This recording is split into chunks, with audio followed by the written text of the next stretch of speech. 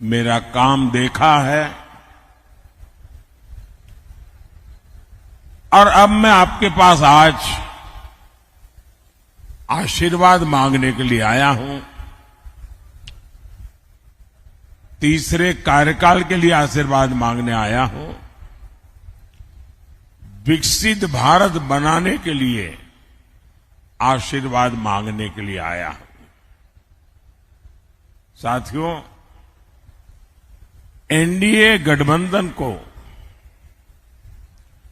कितनी बड़ी जीत मिलने जा रही है,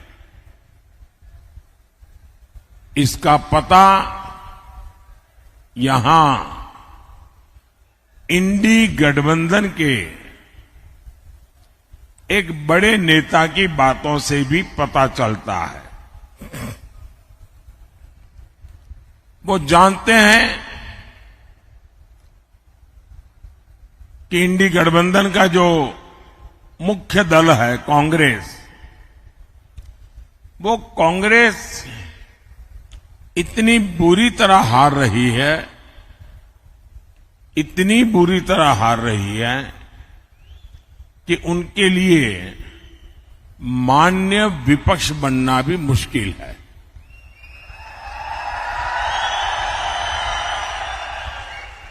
और इसलिए यहां के जो नेता है इंडी अलायंस के, यहां मतलब नासिक के नहीं, महाराष्ट्र के, उन्होंने सभी छोटे छोटे दल जो है, इन दलों को ये सुझाव दिया है कि चुनाव समाप्त होने के बाद इन सभी छोटी पार्टियों ने कांग्रेस में मर्जर कर देना चाहिए, यानी अपने अपने शटर बंद कर देने चाहिए, क्योंकि उनको लगता है कि अगर ये सभी दुकानें उस दुकान में मिल जाएगी तो शायद इतना नंबर हो जाए ताकि वो मान्य विपक्ष बन जाए। ये हाल है इनका। साथियों, ये नकली शिवसेना,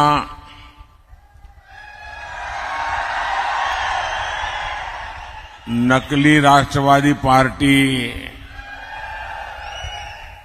इसका कांग्रेस में विलय होना पक्का है।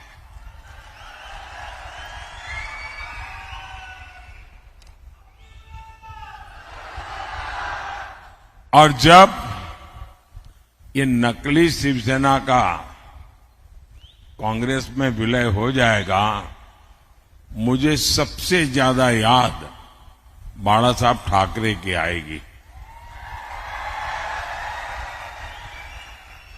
क्योंकि बाला साहब जी कहते थे जिस दिन लगा कि शिवसेना कांग्रेस बन गई है, उस दिन शिवसेना समाप्त कर दूंगा।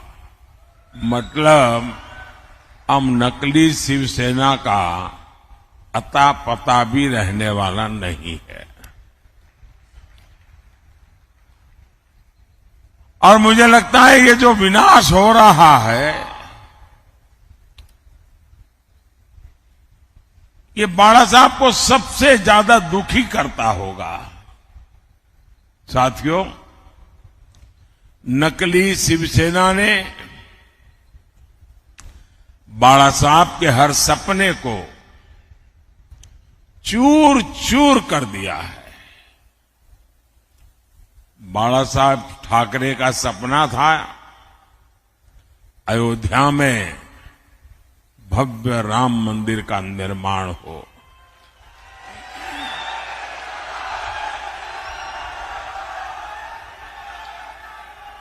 बाला साहब का सपना था जम्मू कश्मीर से आर्टिकल 370 खत्म हो।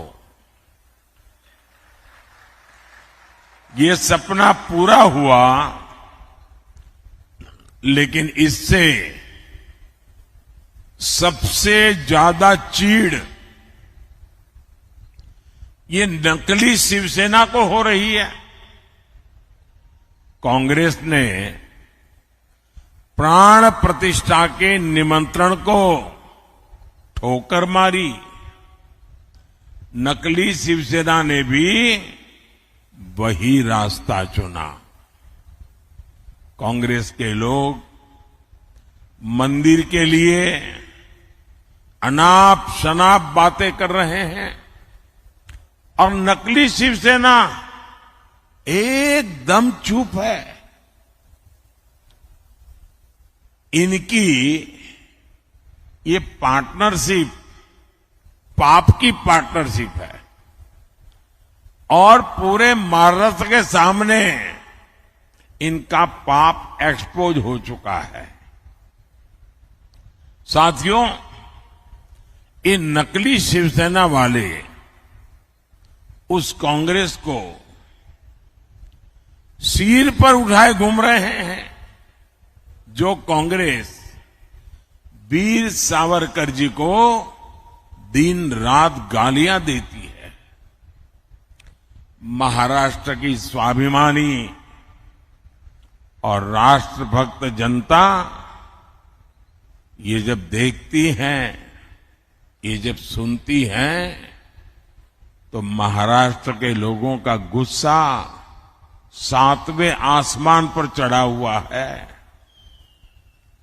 लेकिन अहंकार शिवसेना, नकली शिवसेना में इतना आ गया है कि उनको महाराष्ट्र के लोगों की भावना की भी कोई परवाह नहीं है, उनको कोई फर्क नहीं पड़ रहा है। कांग्रेस के आगे घुटने टेकने वाली नकली शिवसेना को सजा देने का मंत्र पूरे महाराष्ट्र ने बना लिया है और 4 चरण के जो चुनाव हुए हैं, इन चारों चरण में इनको चारों तरफ से चित्त कर दिया है जनता ने।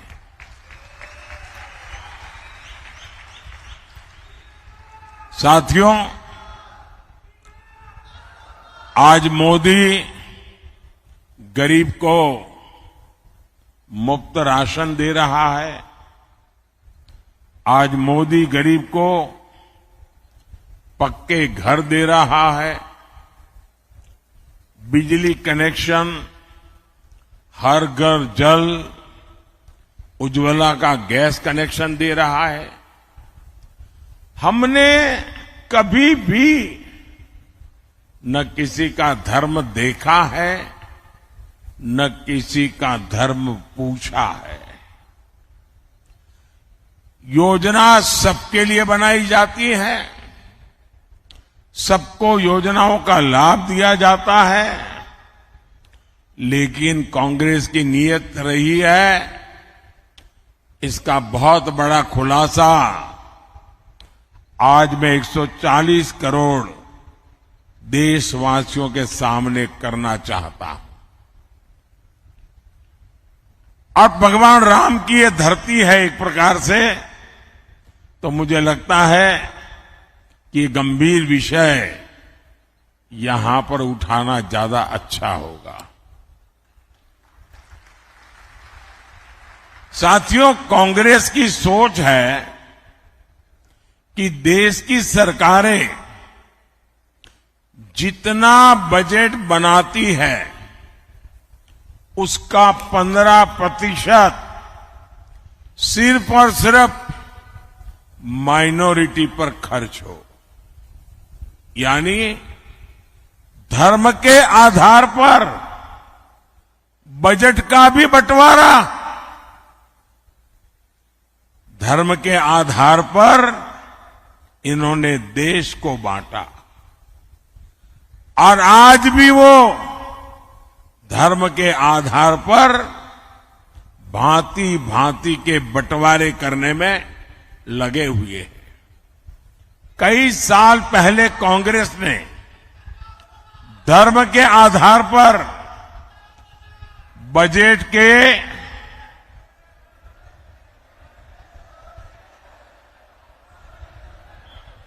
आवंटन को हरी झंडी दिखा दी थी।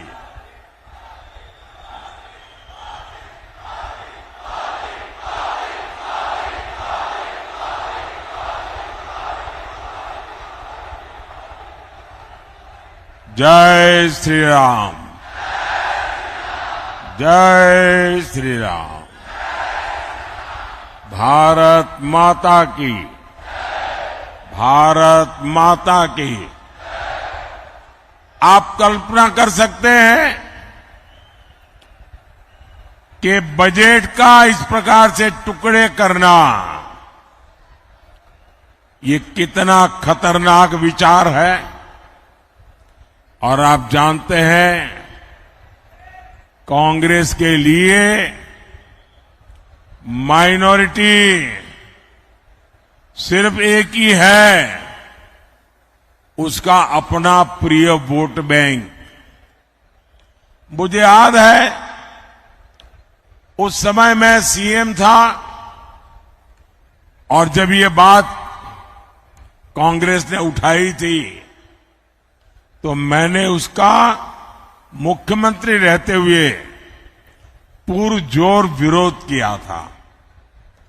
कांग्रेस उस समय चाहती थी कि देश के सारे बजट का 15% सिर्फ मुसलमानों पर खर्च हो।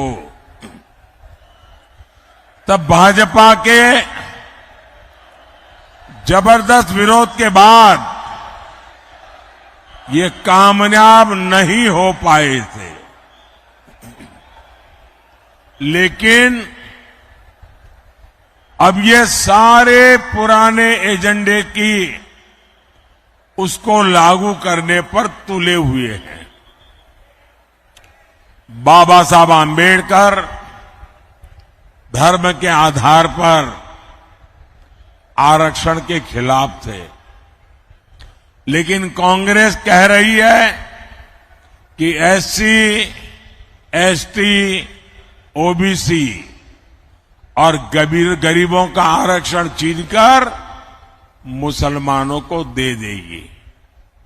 कांग्रेस आपकी संपत्ति को भी जब्त करके उसका हिस्सा अपने वोट बैंक को देने की तैयारी में है। लेकिन कांग्रेस और इंडी अगाड़ी वाले कान खोल करके सुन ले, मोदी धर्म के आधार पर न बजट बांटने देगा और न ही धर्म के आधार पर आरक्षण देगा।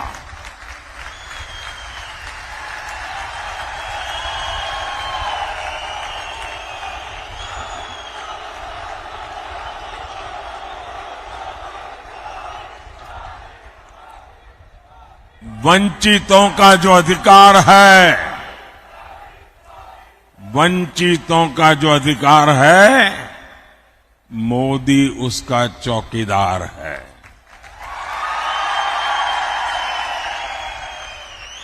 भाइयों और बहनों, हम तो छत्रपति शिवाजी महाराज की प्रेरणा से काम करने वाले लोग हैं। ये चुनाव सिर्फ एमपी चुनने का नहीं है, बल्कि पीएम चुनने का है। ऐसा पीएम जो ताकतवर भारत बनाने के लिए कड़े और बड़े फैसले ले सके।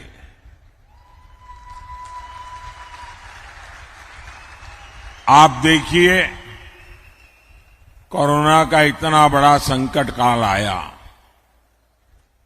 भारत ने इसका डटकर मुकाबला किया, कोरोना को हराया। इसमें आरोग्य विभाग में हमारी बहन भारती पवार जी, जो इस विभाग को देखती थी, उनका शांत और सेवा भाव बहुत काम आया। आज कोरोना के विरुद्ध भारत की लड़ाई की प्रशंसा पूरी दुनिया कर रही है। भारती जी के प्रयासों से यहां नासिक जिले के गांवों में करीब 600 आयुष्मान आरोग्य मंदिर बने हैं। यहां दर्जनों जन औषधि केंद्र खुले हैं।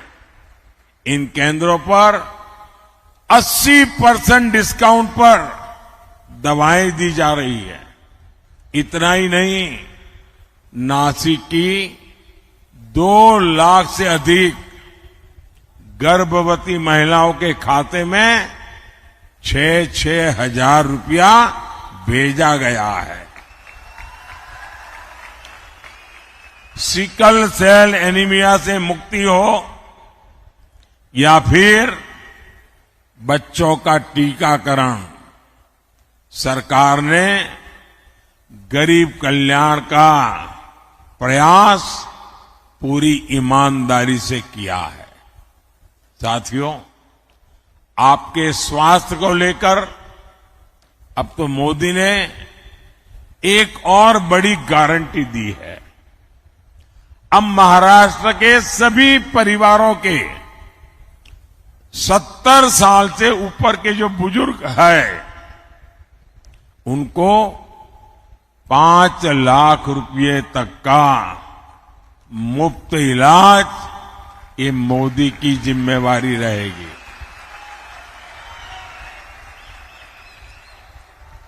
और इससे जो कमाने वाले बेटे बेटी हैं, उन पर से बुजुर्गों की चिंता कम होगी और बच्चों के लिए कुछ ज्यादा खर्च कर पाएंगे। भाइयों और बहनों, मोदी का पूरा फोकस किसान, नौजवान, नारी शक्ति और गरीब के सशक्तिकरण पर है। शेतकारी समाज ने मोदी के 10 साल भी देखे हैं। इससे पहले कांग्रेस, राष्ट्रवादी के भी दशकों का राज देखा है। और तब कृषि मंत्री तो यही महाराष्ट्र के ही थे। लेकिन तब कांग्रेस और इंडिया गाड़ी ने आपकी कोई चिंता नहीं की। आज पीएम किसान सम्मान निधि के 12,000 रुपये हर साल यहां हर किसान परिवार को मिलते हैं। यानी आने वाले 5 साल में कम से कम 60,000 रुपये हर किसान को मिलना तय है। पहले 1 पैसा भी मिलता था क्या? मैं मानता हूं मेरे किसान भाई बहन मोदी को कभी भी भूलेंगे नहीं। कांग्रेस के राज में किसानों के लिए झूठे पैकेज घोषित होते थे। कोई किसान बता दे, क्या आपको इन पैकेज में से 1 रुपया भी मिलता था? साथियों, मोदी किसान हित को हमेशा सर्वोपरि रखता है। नासिक और ये क्षेत्र तो प्याज और अंगूर की खेती के लिए प्रसिद्ध है।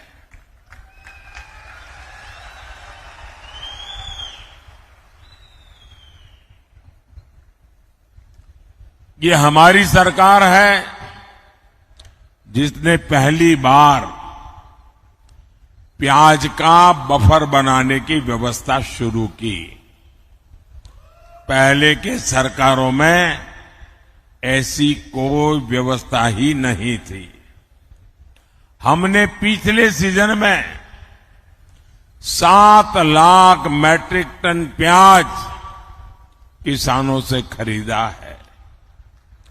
अब फिर सरकार 5 लाख मैट्रिक टन का बफर तैयार करने में जुटी हुई है। बीजेपी एनडीए सरकार के प्रयासों की वजह से 10 साल में प्याज का एक्सपोर्ट 35% बढ़ा है, 35% बढ़ा है। अभी 10 दिन पहले ही प्याज निर्यात पर लगे बैन को हटा दिया गया है। पिछले 10 दिनों में 22,000 मैट्रिक टन से ज्यादा प्याज का निर्यात हो चुका है। सरकार ऑपरेशन ग्रीन के जरिए प्याज के ट्रांसपोर्टेशन पर भी सब्सिडी दे रही है। अब इस मिशन को फिर से लागू किया जा रहा है। इसी तरह यहां जो क्लस्टर डेवलपमेंट प्लान बना है, उसका फायदा हमारे अंगूर के किसानों को होगा। साथियों, जन कल्याण की ऐसी ही गारंटियों को पूरा करने के लिए डिंडोरी से बहन भारती पवार जी और नासिक से शिवसेना के हमारे साथी हेमंत गोडसे जी को भारी मतों से विजयी बनाना है। और इसलिए मेरा आपसे आग्रह है कि मतदान ज्यादा से ज्यादा हो। संकल्प पुराने सारे रिकॉर्ड तोड़ने का हो, पोलिंग बूथ जीतने का हो और अधिक से अधिक लोगों को मिलकर के भारतीय जनता पार्टी और एनडीए अलायंस को आप विजयी बनाएं, एक मजबूत सरकार बनाएं, आपका भविष्य भी उज्जवल हो, आपको बच्चों का भी भविष्य उज्जवल हो। इस गारंटी के साथ मेरे साथ बोलिए, भारत माता की, भारत माता की, भारत माता की। बहुत बहुत धन्यवाद।